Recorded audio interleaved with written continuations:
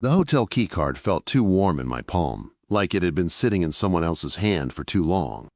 The elevator doors slid shut, and suddenly it was just me and my boss in a tight, quiet box of mirrored walls.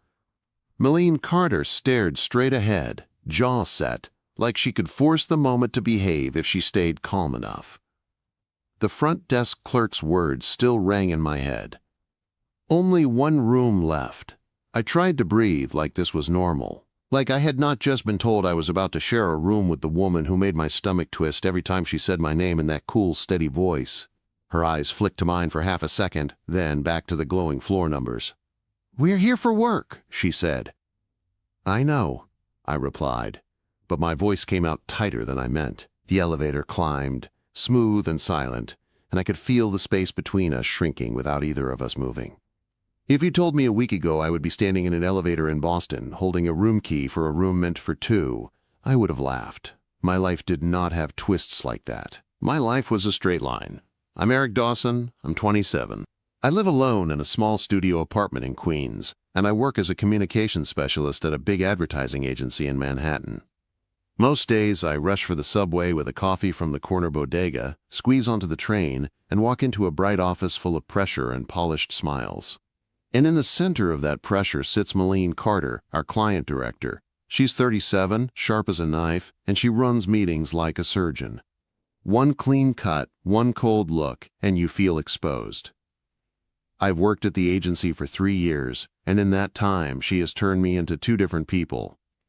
The first is the man who double-checks every line of every slide before it goes anywhere near her desk. The second is the man who cannot look away from her when she walks into a room. People call it rivalry. They say she rides me harder than anyone else because she knows I can take it. They joke about it when she's not around. When you hear that clear, sharp Eric from her office, they whisper, "You know he's about to get grilled." They are not wrong, but they do not see the small details I see.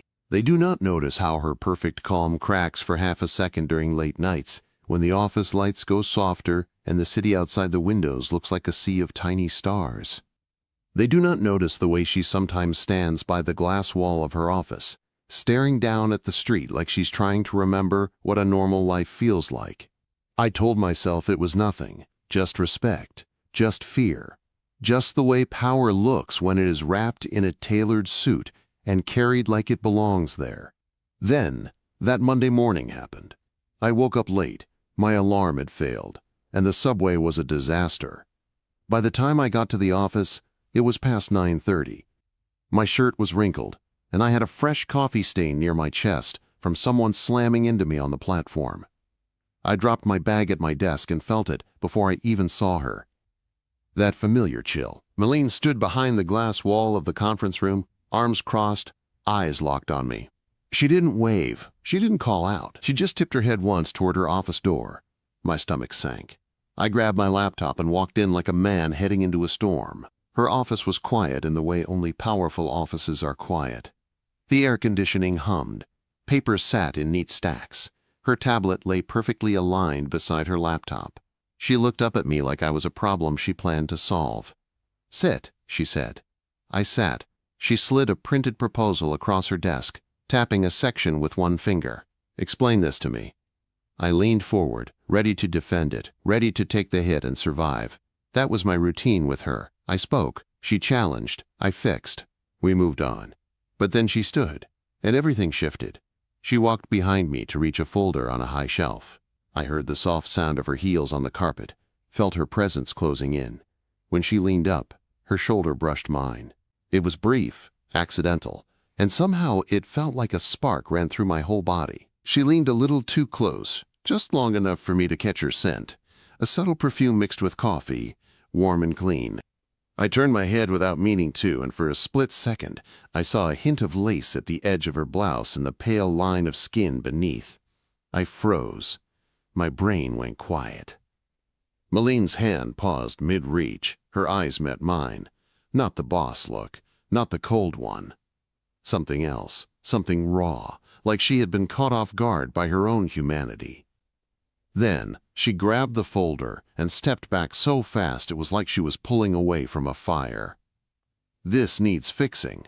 she said, voice lower than usual.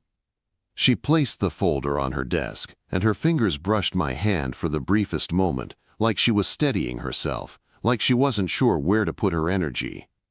Then she pulled away, cleared her throat, and became Meline Carter again. "Revise it," she said. "And Eric?" "Yes?" I asked, trying to sound normal. "This weekend, you're coming with me to Boston for the client conference. I need those slides perfect." My heart kicked hard against my ribs. Boston meant travel. It meant long hours. It meant hotel check-in. It meant being near her when the office walls were gone. Okay, I managed. As I stood to leave, I glanced back. Meline wasn't looking at me. She was staring down at the desk like she was trying to erase the last 30 seconds from her mind.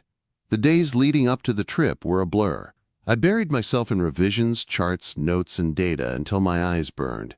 Meline kept things professional, but I noticed the small changes. A slightly warmer line in an email. A pause when our hands almost touched. A lingering glance when she thought I wasn't looking. By Friday morning, we were on an early Amtrak out of Penn Station.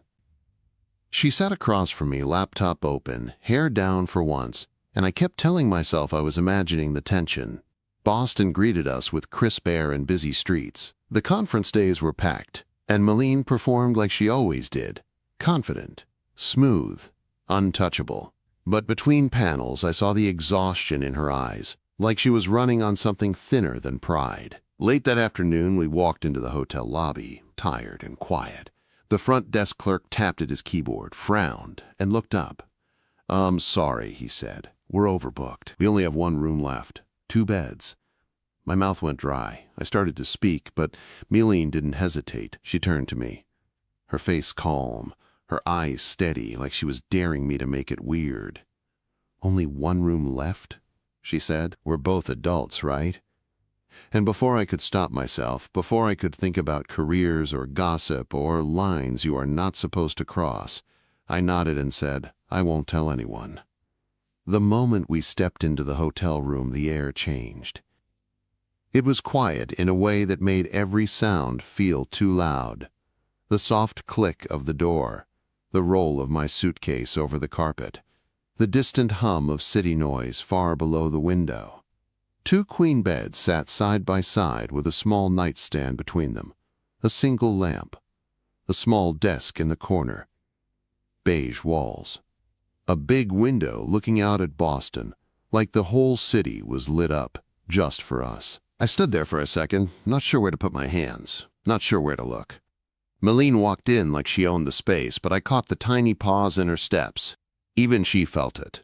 "This is fine," she said, like she was talking to herself. "It's one night." I forced a nod. "Yeah, totally fine." I dropped my bag near the window and pointed at the bed closest to the door. "I'll take this one." Meline nodded and moved toward the other bed. She slid off her blazer and hung it in the closet with careful hands. When she turned back around, her hair was loose, falling in soft waves around her face. She looked less like my boss and more like a woman who had carried too much for too long. She kicked off her heels and sighed like it hurt. "I hate these conferences." I tried to laugh, but it came out weak. "You looked like you were born on that stage." Her eyes softened for a second. "That's the problem." I did not know what to say to that, so I did the safest thing. I walked toward the window and stared out at the city lights like they could give me an answer. "Do you want the bathroom first?" I asked. "No," she replied. "You go." I took a quick shower, the kind where you try not to think about the fact that your boss is in the same room waiting. I changed into a t-shirt and sweats, then came out to find Meline sitting on the edge of her bed, scrolling on her phone. She looked up as I walked out, and her eyes lingered for half a second too long. I felt heat climb up my neck. She set her phone down. "I'm going to get some air." Before I could respond, she walked to the sliding door and stepped out onto the small balcony. The cool night rushed in, carrying the sound of traffic far below.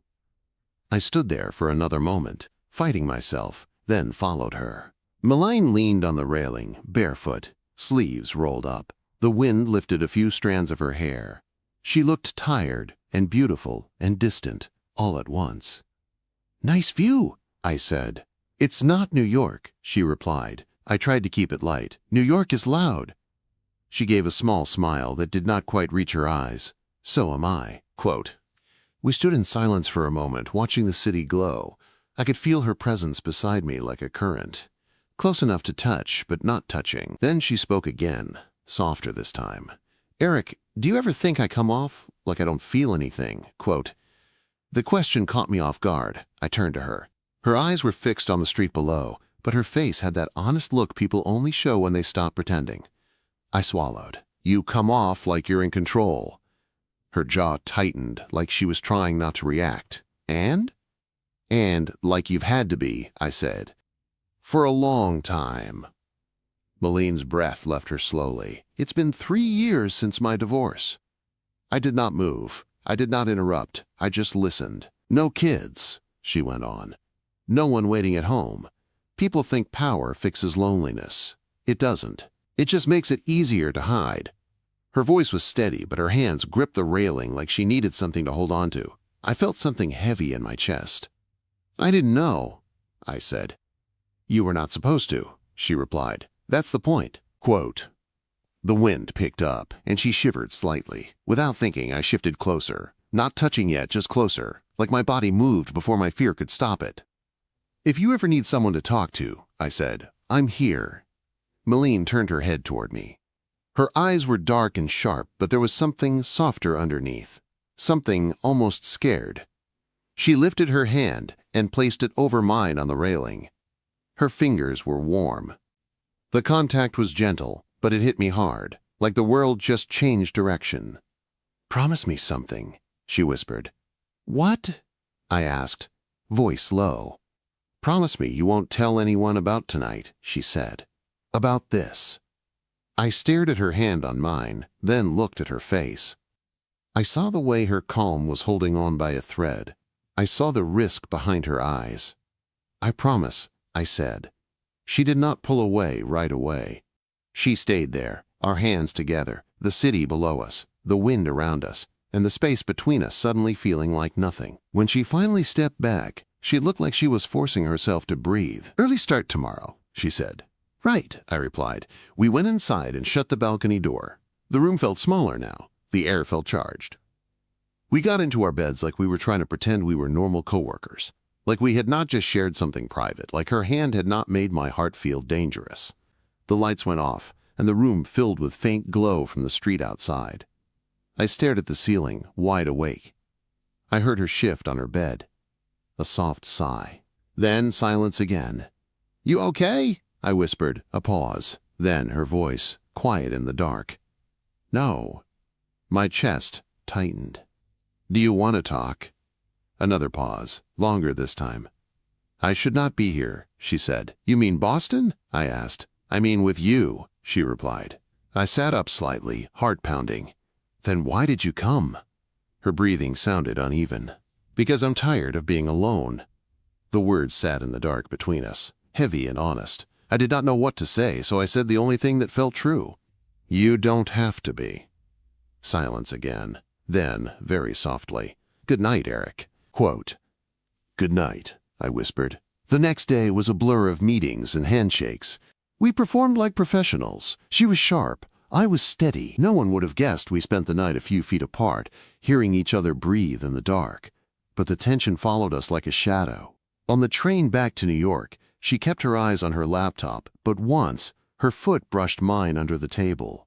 It was small, almost nothing, but I felt it like a message. Back in Manhattan, Monday morning hit hard. The office was bright and loud again, and Meline was back in her armor. In meetings, she was strict with me, maybe even stricter than before, like she was trying to erase Boston by force. It worked on everyone else. It did not work on me. That afternoon, my phone buzzed. A message from her. "Dinner. We should debrief Boston properly. Italian place on 5th, 8 p.m. My throat went dry as I stared at the screen. I typed back one word. "Yes."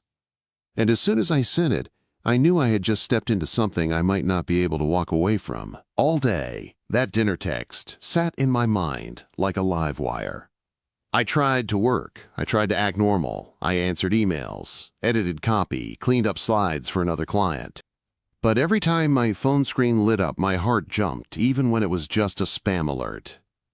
At 5:30, the office started emptying. People joked, packed bags, talked about dates and drinks and weekend plans. I kept my head down, pretending I was just staying late. Meline walked past my desk without stopping. She did not look at me.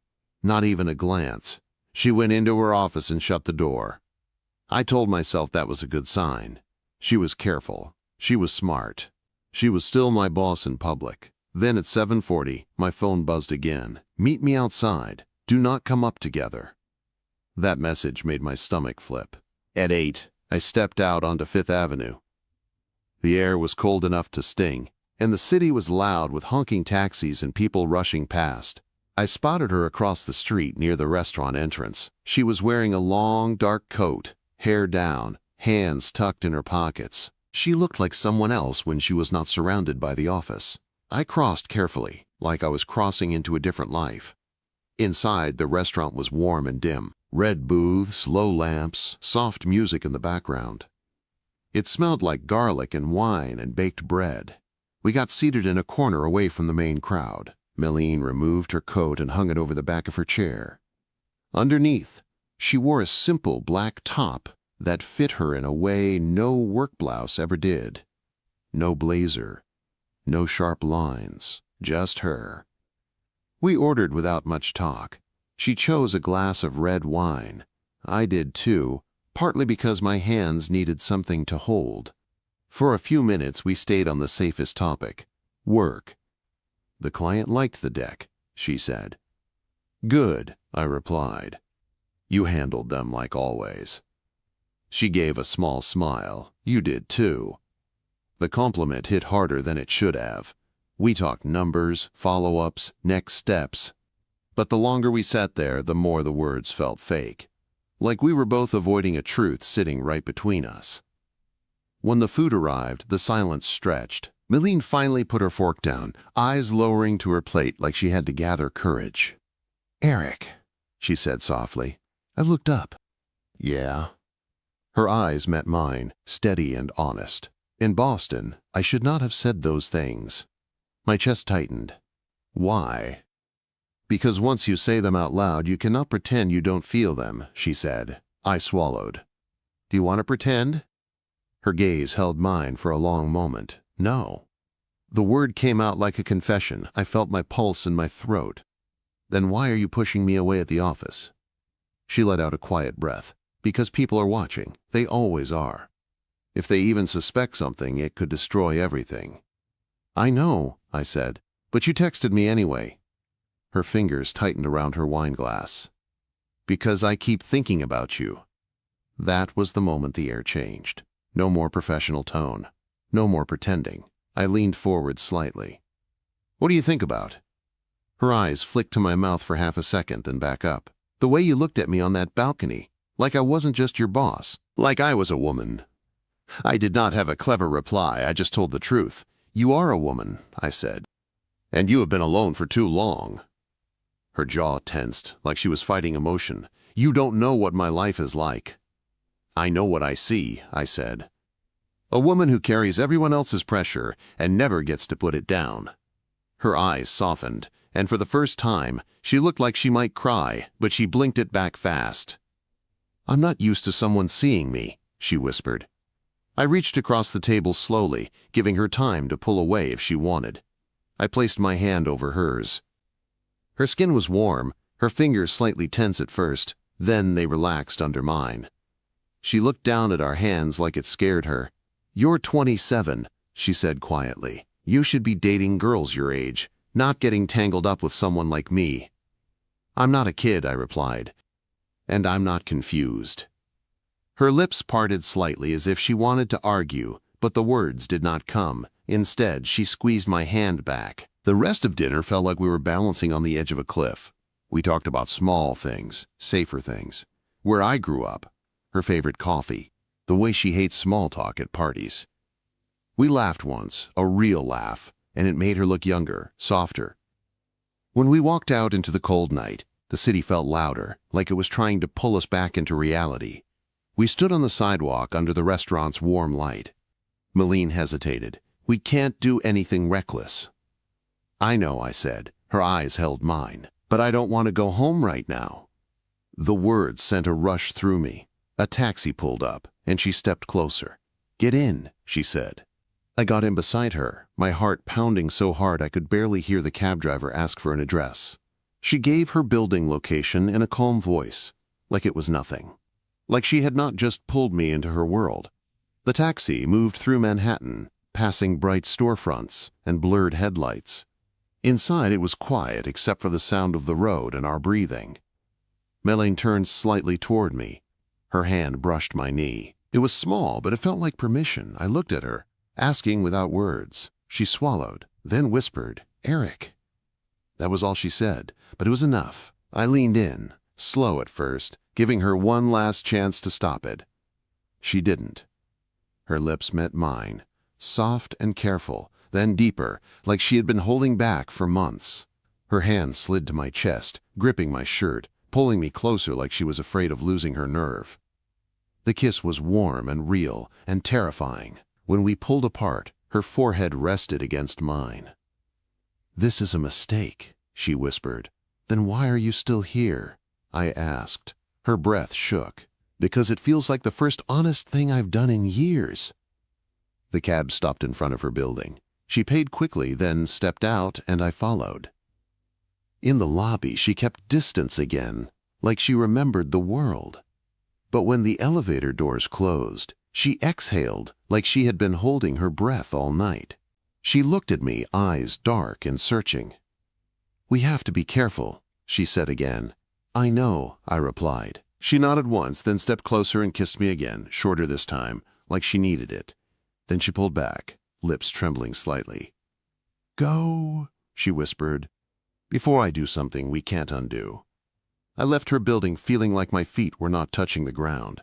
Back in Queens, my studio apartment felt even smaller. The silence felt louder. I sat on my couch staring at the wall, replaying the kiss over and over like a loop I couldn't shut off. Then my phone buzzed. A text from her. "Don't leave me." That message hit deeper than anything else. I typed back, hands shaking. "I'm not going anywhere." The next morning at the office, the tension was different. It was sharper, riskier. Meline was all business again. In the morning meeting, she barely looked at me. She criticized a line in my copy like it offended her. She spoke to me like we were just boss and employee. But when we passed in the hallway, her arm brushed mine, and I felt the quiet message under it.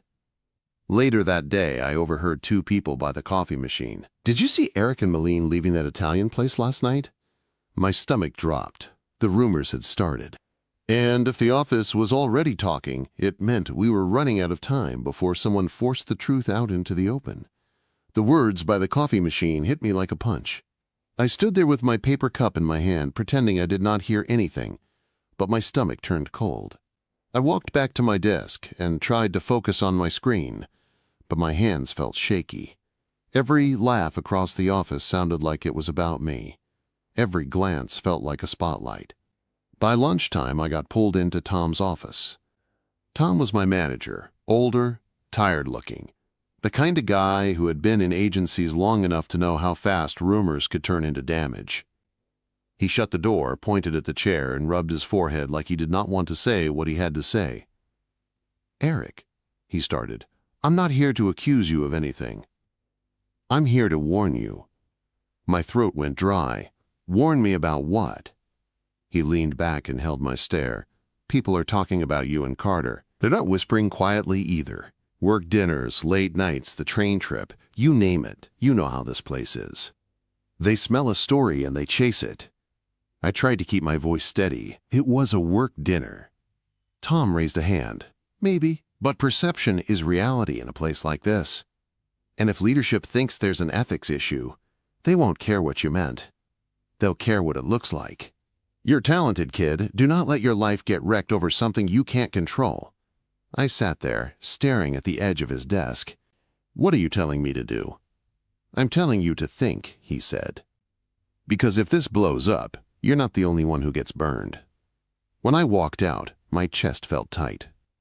I wanted to tell myself it was still manageable, that people would move on to the next rumor. But deep down, I knew Tom was right. This place lived on gossip. It fed on it. That afternoon, Meline was colder than ever. In meetings, she cut down my ideas with that same sharp tone she used before Boston. If I spoke, she corrected me fast. If I looked at her, she looked away. She kept a clean distance like she was building a wall with her body. But then, at 6:45, my phone buzzed. A message from her. "Do not talk to me tomorrow. They are watching. I can't breathe." I read it twice, then a third time. My fingers hovered over the screen. "What happened?" I typed. Her reply came fast. "Leadership asked me if I was distracted. They mentioned my name and yours in the same sentence without saying it out loud." My heart dropped. I stared at my desk, at the bright office lights, at the glass walls, and suddenly it all felt like a trap. That night, I went back to my studio in Queens and tried to calm down. I ate leftover takeout standing by the sink because my small table was buried under mail and work papers. I played a random show on my laptop just to fill the silence. But every few minutes I checked my phone like I was waiting for a disaster. Around midnight, my buzzer rang. I froze. No one came over that late. I tapped the intercom.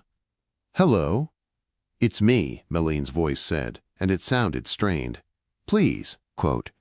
My pulse jumped. I buzzed her up without thinking. When I opened the door, she was standing there soaked from the rain, hair stuck to her face, mascara smudged, her coat darker from water. She looked like she had been holding herself together with sheer force, and it finally snapped. "Meline," I whispered. She stepped inside, and before I could say anything else, she leaned into me like she could not stand on her own. Her arms wrapped around my waist, her face pressed into my shoulder. I felt her shaking. "I'm sorry," she said, voice breaking.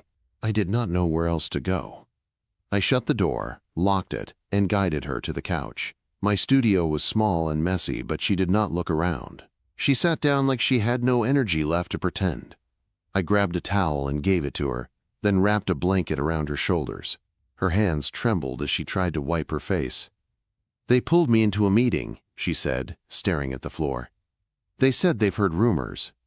They said the agency cannot have a distraction. They warned me about policies, about image, about ethics. They did not say your name, but they didn't have to." My chest ached seeing her like that. This was not the Meline Carter who walked into boardrooms like she owned the air. This was a woman who had been strong for too long and was finally tired. "They can't just ruin you over rumors," I said. She gave a short, bitter laugh. "They can do whatever they want. I built my whole life around control. Now I can't control this." She looked up at me, eyes red, jaw tight. "Eric, I can't drag you down with me." I sat beside her, close enough that our knees touched. "You're not dragging me anywhere. I'm here because I want to be." Her eyes searched my face like she was trying to find a reason not to trust me. "You're 27. You have a future here. You could be someone, and I'm just a risk." I shook my head. "You're not just a risk. You're the first person who made me feel like I'm not invisible." That made her swallow hard. Her lips trembled, and a tear slipped down her cheek. She wiped it away fast, like she hated it. "I'm scared," she admitted, and the words sounded like they hurt to say. I took her hand. "So am I, but I'd rather be scared with you than safe without you." For a long moment she stayed quiet. Then she squeezed my hand, and her voice came out softer. "I don't want to hide anymore," she said. "It's eating me alive. I feel like I'm sneaking around in my own life." I felt the weight of it, the office, the whispers, the power gap, the risk on her shoulders. "So we don't hide," I said. Her eyes widened. "You mean go public?" I nodded. "Not like a show, not like a scene, just the truth, handled the right way. HR leadership, policies, whatever they need. We stop letting rumors control us." Meline stared at me like I was offering her a cliff and asking her to jump. "I could lose everything," she said. I held her hand tighter. "And if you do, you won't lose it alone."